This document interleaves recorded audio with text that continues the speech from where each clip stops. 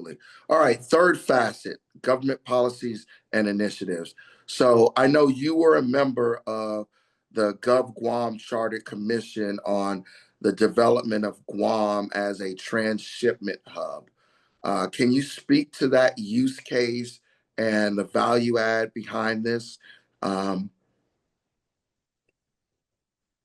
No, absolutely. So the and sometimes whenever you hear the word transshipment, it could kind of throw you off because the reality of what the task force was created to do was to formulate solutions for being able to come up with more economic development industries that could potentially come to Guam. And one of the things that we needed to flush out was the ability to bring in more goods that could potentially be assembled or could be manufactured here on Guam. So it was sort of a transshipment type, hub and spoke type mentality, but it was sort of bringing in raw materials into the island and then exporting finished goods. That was sort of that, but it was also another way to be able to look at making Guam as a first entry point to the U.S. So, bringing the containers, bringing in the air cargo through Guam, clearing it here on the island, and then going out back to the mainland, already cleared customs and so forth. So it gave us another ability to be able to, create and generate economic development within those sources. But the heart of it was to be able to look at different industries that could potentially establish themselves here on Guam, where they could create an export type. So raw materials in, whether it's light assembly or full-on manufacturing, and then exporting the finished product out to the world. And those are the things that we wanted to look at. And it's very promising. Obviously, there was a couple of things that actually it's going through legislation right now is the fact that the 5-year government lease doesn't really work. The 5-year lease mm, does not work. And so one of the things, I mean, there was a proposal for 30 years. There was a proposal for 15 years. Honestly, anything more than 30 years is really good. 50 years would be phenomenal. yes. 50 years could be the right. I mean, Gotta have when you long look term. around the world, Yeah. what was that, Rob? No, I just said that you got to have a long-term lease to make a model or a concept like that work. Absolutely, very long term, very long term. And so I think right now we're looking at 15 years, which is it's better than 5. And so, but I think they're definitely going to ensure that those 15 years can have the flexibility to extend to more than just 15 years if it goes through the right process.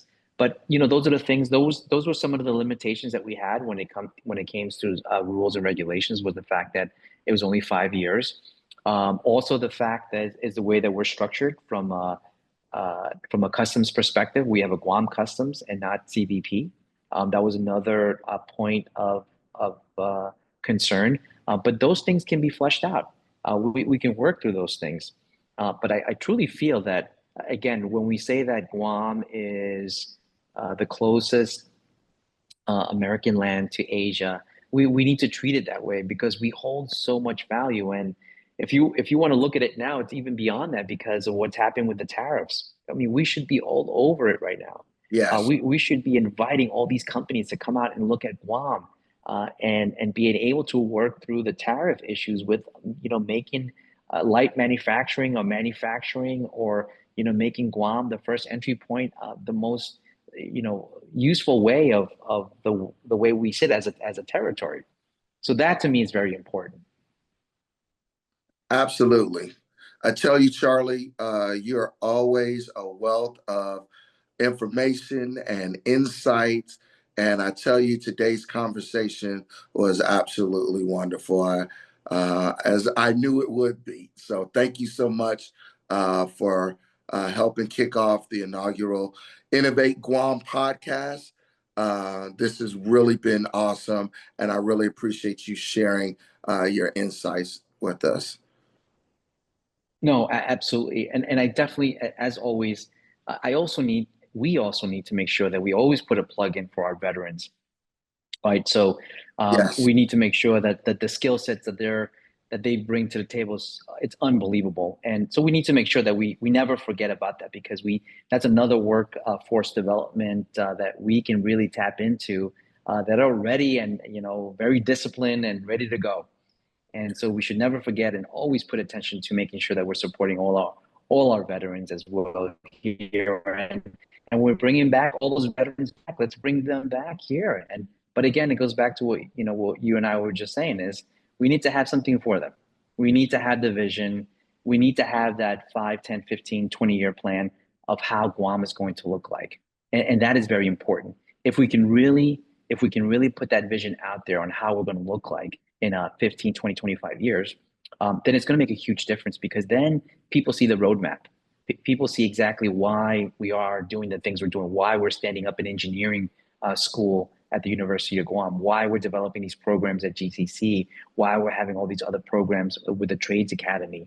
It's all part of it. Why we're pushing STEM at the elementary level, at the high school level, why we're pushing certification programs throughout the different facets of industries that we have.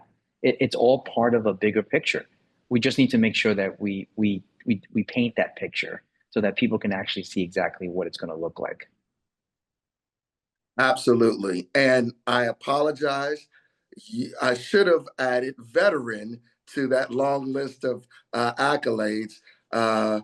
Merchant Marine Academy graduate and United States Marine Corps. So gotta Number love 5. it. That's right.